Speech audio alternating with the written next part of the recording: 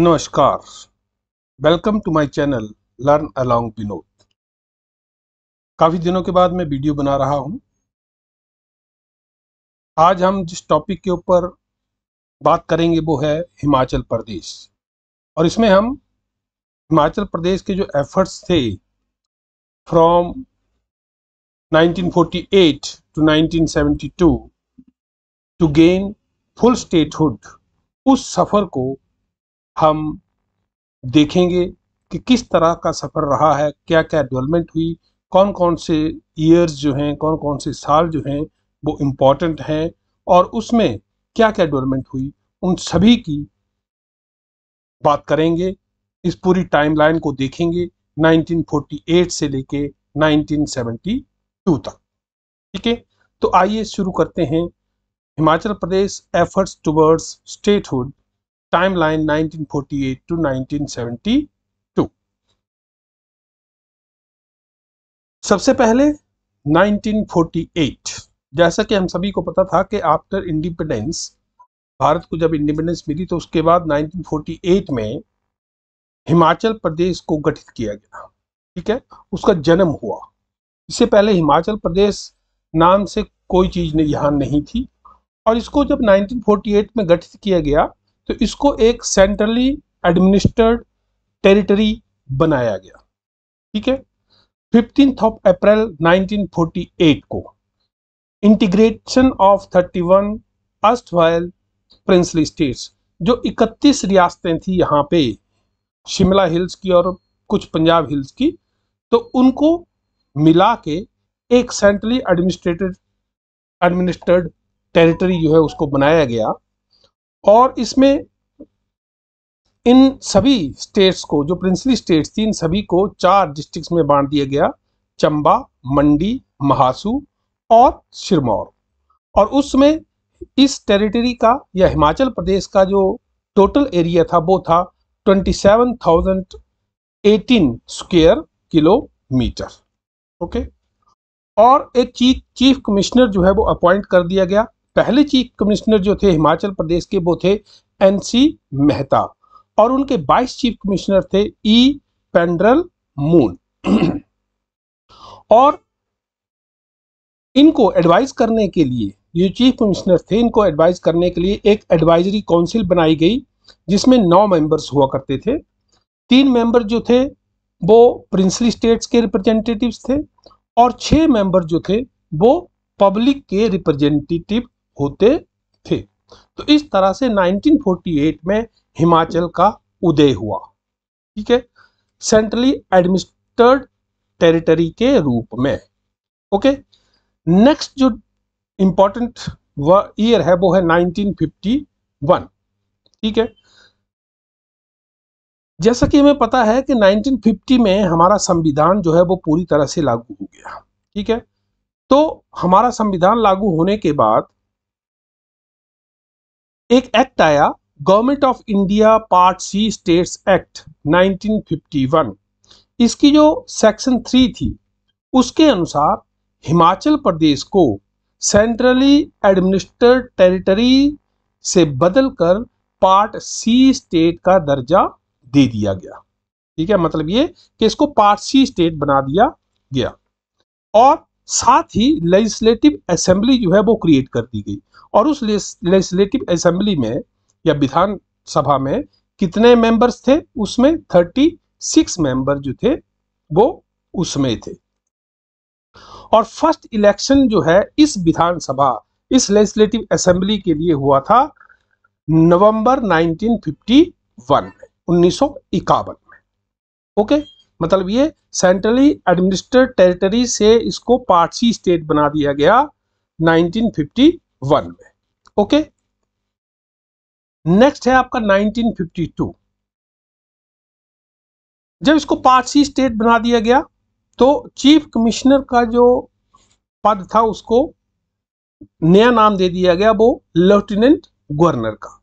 और हिमाचल प्रदेश के first lieutenant governor थे मेजर जनरल हिम्मत सिंह, और इनको 1 मार्च 1952 को अपॉइंट किया गया था।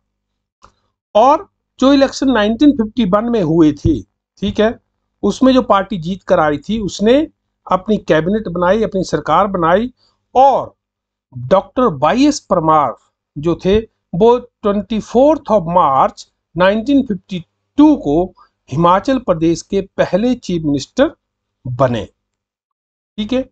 और इसके साथ जो विधानसभा थी या लेजिस्लेटिव असेंबली थी, उसके पहले स्पीकर जो थे वो बने जयवंत राम, और उनके डिप्टी स्पीकर थे श्री कृष्ण चंद्र। ओके, तो ये है आपका 1952 में क्या घटनाएं हुई, ठीक है। इसके बाद साल आता है, वो है आपका 1953। 1953 में क्या हुआ, स्टेट रीऑर्गेनाइजेशन कमीशन का गठन हुआ, ठीक है, जिसके 3 मेंबर थे।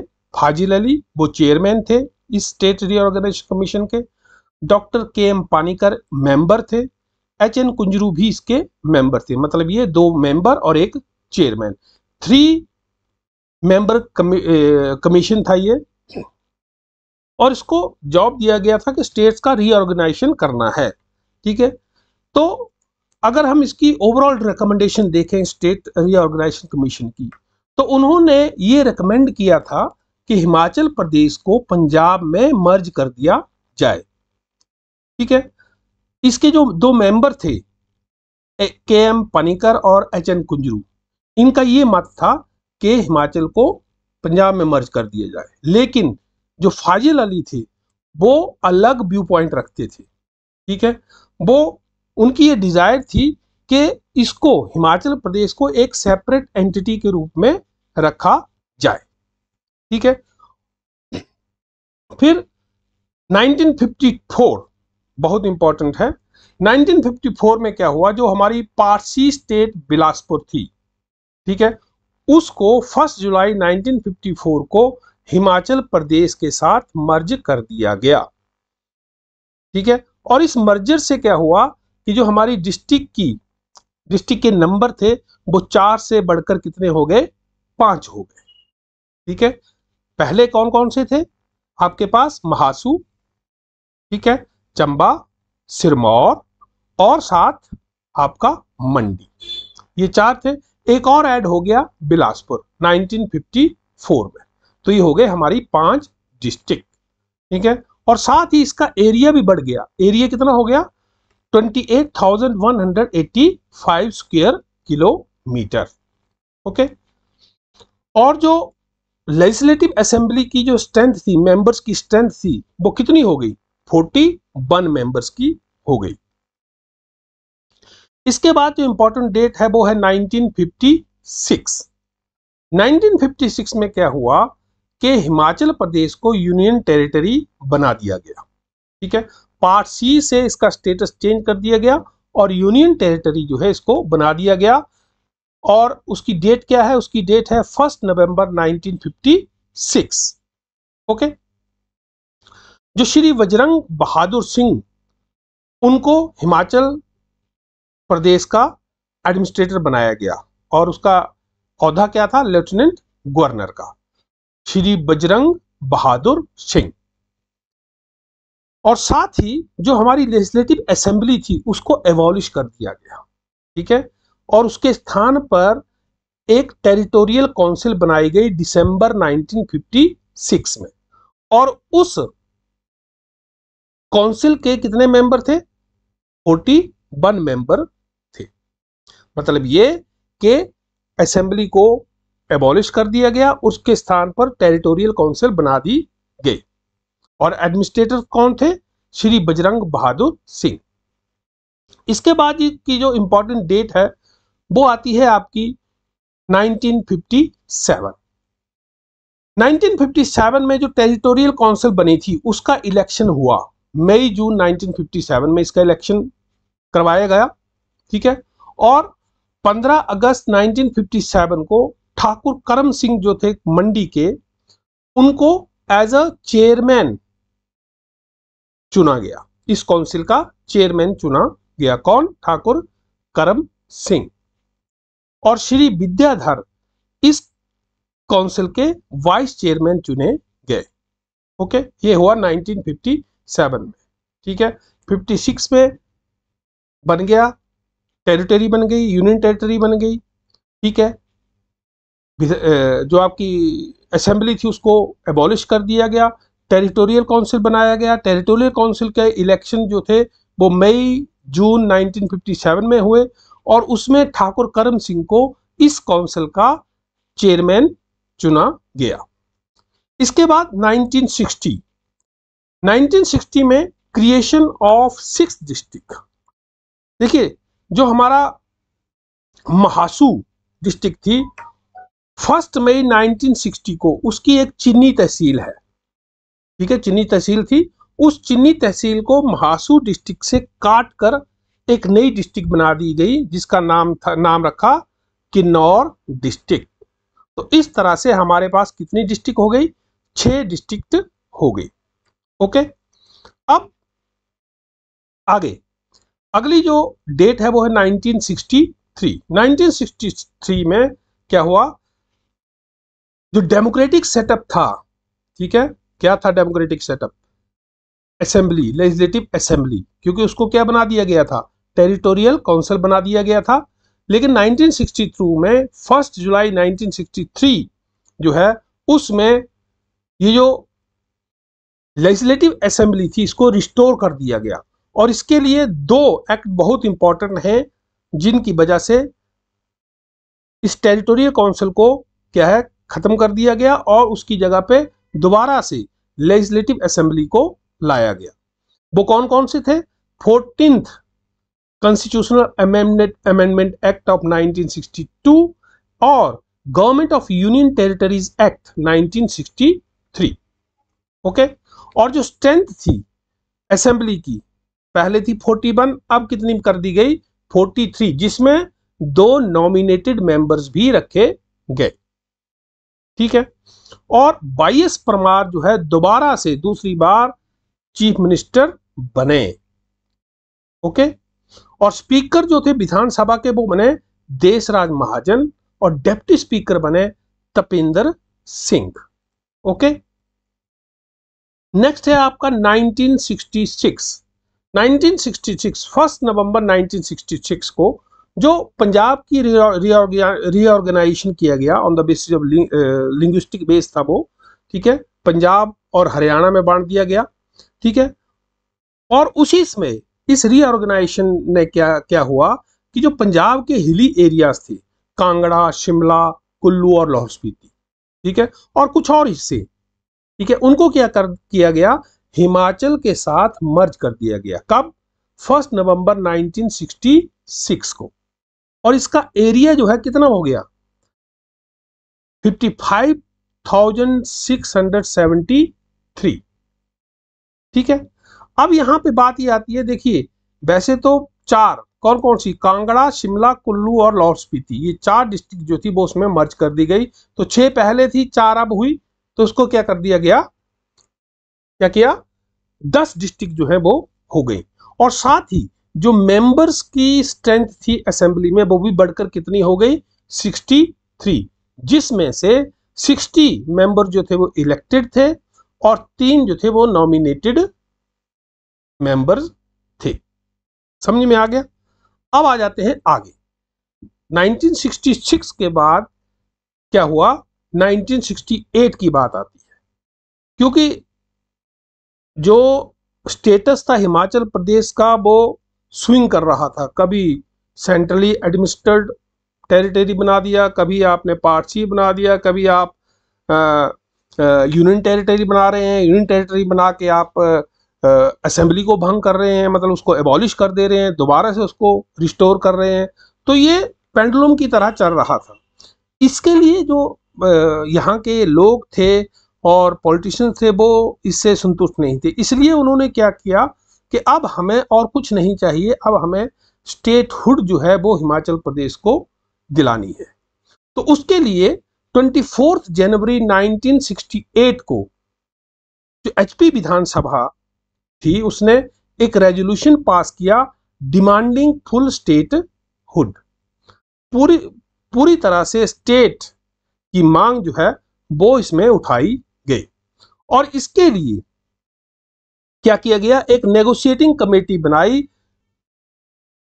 किसके अंडर, प्रोफेसर तपेंद्र सिंह उस नेगोशिएटिंग कमेटी के क्या थे, अध्यक्ष थे या हेड थे, ठीक है। और इनको ये काम दिया गया कि वो जाके जो कांग्रेस कमेटी थी, ठीक है, हाई कमान था, उससे नेगोशिएट करें और साथ ही सेंट्रल गवर्नमेंट से नेगोशिएट करें, किसके लिए, हिमाचल प्रदेश को फुल स्टेटहुड दिलाने के लिए। फिर 1970, क्योंकि जब बात हुई, ठीक है, ये जो नेगोशिएटिंग कमेटी थी, इन्होंने अलग अलग जो सांसद थे उनसे बात की, तो सभी ने समर्थन किया, ठीक है, सभी ने अप्रिशिएट किया, सभी ने बात रखी कि नहीं ऐसे ही होना चाहिए।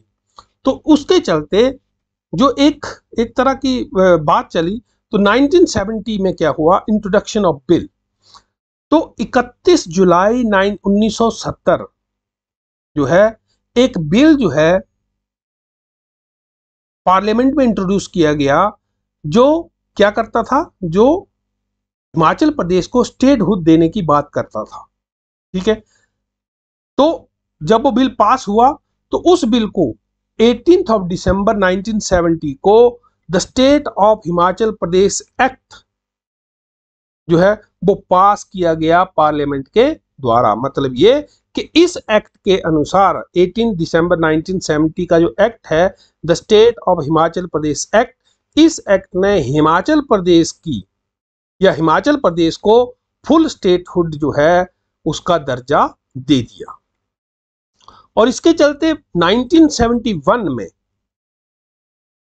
ठीक है, 25 जनवरी 1971 जो भारत की पहली महिला प्रधानमंत्री मिसेस इंदिरा गांधी थी, वो हिमाचल प्रदेश आई, शिमला आई, और उन्होंने शिमला में जो गिरजा मैदान है जिसे आजकल रिज कहा जाता है, वहां पे हिमाचल प्रदेश को 18th state of union territory के रूप में इनॉग्रेट किया। मतलब ये कि 25 जनवरी 1971 को हिमाचल प्रदेश को फुल स्टेटहुड या पूर्ण राज्य का दर्जा मिल गया, ठीक है। अब पूर्ण राज्य का दर्जा मिल गया, लेकिन एक और इंपॉर्टेंट ईयर है, दैट इज 1972। 1972 को क्या हुआ कि क्रिएशन ऑफ न्यू डिस्ट्रिक्ट, क्योंकि 10 थी पहले, तो 1 सितंबर 1972 को क्या किया गया कि कांगड़ा को 3 हिस्सों में बांट दिया गया। कौन कौन से हिस्से, कांगड़ा और ऊना और हमीरपुर, ठीक है, 1 सितंबर 1972 को। तो इस तरह से 2 डिस्ट्रिक्ट और ऐड हो गई, कौन कौन सी, ऊना और कांगड़ा, ठीक है। तो इस तरह से 12 डिस्ट्रिक्ट हो गई। लेकिन इसी दौरान क्या हुआ कि महासू को रीऑर्गेनाइज किया गया, ठीक है। जो शिमला था, शिमला और सोलन 2 बना दिया, महासू का नाम चेंज कर दिया गया, ठीक है। और उसकी जगह पे क्या रखा, एक शिमला डिस्ट्रिक्ट बना और एक सोलन डिस्ट्रिक्ट बना, ठीक है। तो इस तरह से कितनी डिस्ट्रिक्ट हो गए हिमाचल की, 12 डिस्ट्रिक्ट हो गई। 1971 और 72 में एक और घटना हुई थी, वो था आपका डिलिमिटेशन ऑफ असेंबली सीट्स। क्योंकि हमारे पास 63 सीट्स थी पहले, जिसमें से 60 सीट जो थी वो कौन सी थी, वो इलेक्टेड थी, जो लोगों द्वारा चुने जाते थे, और 3 नॉमिनेटेड थी। लेकिन जब डिलिमिटेशन हुआ 1971-72 में असेंबली सीट्स का, तो जो हमारी असेंबली की स्ट्रेंथ थी उसको बढ़ाकर कितना कर दिया गया, 68 मेंबर्स का कर दिया गया। और आज तक इतने ही मेंबर हमारी विधानसभा में हैं, ठीक है। तो ये रहा सफर 1948 से लेके 1972 तक, कौन कौन से डेवलपमेंट हुई, कौन कौन सी चीजें आई, किस किस ईयर क्या क्या इंपॉर्टेंट डेवलपमेंट हुई, ठीक है। तो इस तरह से हिमाचल प्रदेश के जन्म से लेके स्टेटहुड तक का सफर जो है वो मैंने आपको समझाया, और मुझे आशा है कि आपको ये समझ में आया होगा। और ये सारी डेट्स बहुत इंपॉर्टेंट है, अगर कॉम्पिटिटिव पॉइंट ऑफ व्यू से देखें तो बहुत इंपॉर्टेंट है। अगर आप इनको देखेंगे तो ये आपके बहुत काम आएगी, ठीक है, बहुत बेनिफिट देंगे। और साथ ही मेरे वीडियो को देखने के लिए धन्यवाद, और इसे मेरे चैनल को सब्सक्राइब करना ना भूलें, ताकि मैं जो भी वीडियो बनाऊं वो आप तक पहुंच सके। और साथ में बेल आइकॉन का बटन जो है उसको दबाएं। ठीक है, लाइक शेयर और कमेंट जरूर करें। किसी तरह की कोई गलती हुई है या कोई और इंपॉर्टेंट चीज चाहिए, किस तरह की वीडियो आपको चाहिए, आप उसमें बता सकते हैं, ताकि मैं उसमें आपको वो कंटेंट जो है वो प्रोवाइड कर सकूं। इसी के साथ धन्यवाद। जय हिंद, जय हिमाचल।